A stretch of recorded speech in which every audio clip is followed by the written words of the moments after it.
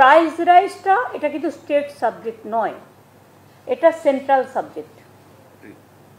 কিন্তু central government has completely failed in controlling the prices of essential commodities in the country, যেটার জন্য আমরা সকলে সাফার করছি।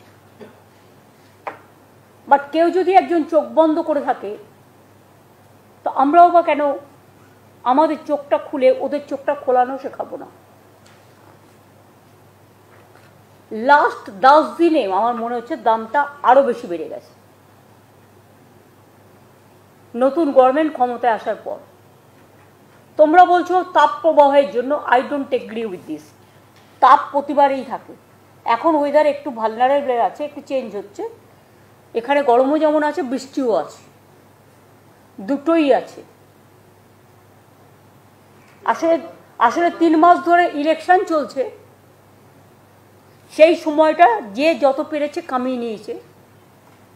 গভর্নমেন্টটা তো তখন ইলেকশন কমিশনের আন্ডারে চলে যায়, আর ইলেকশন কমিশনের তো এসব দেখার দরকার নেই, শুধু অফিসার চেঞ্জ করলেই কাজ হয়ে যায়,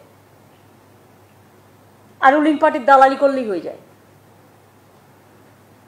ফলে অফিসাররাও সব মনে করে ইলেকশন এসে গেছে, 3 মাস কাজ করতে হবে না, ঘুমিয়ে পড়ে। যে কেয়ারটা নেওয়া উচিত ছিল সেই কেয়ারটা ঠিক মতো নেওয়া হয়নি। কিন্তু এখন আমি দেখতে পাচ্ছি বর্ষা এসে গেছে, তাও কিন্তু দাম কমার লক্ষণ নেই। বাজারে যেতে মানুষ ভয় পাচ্ছে।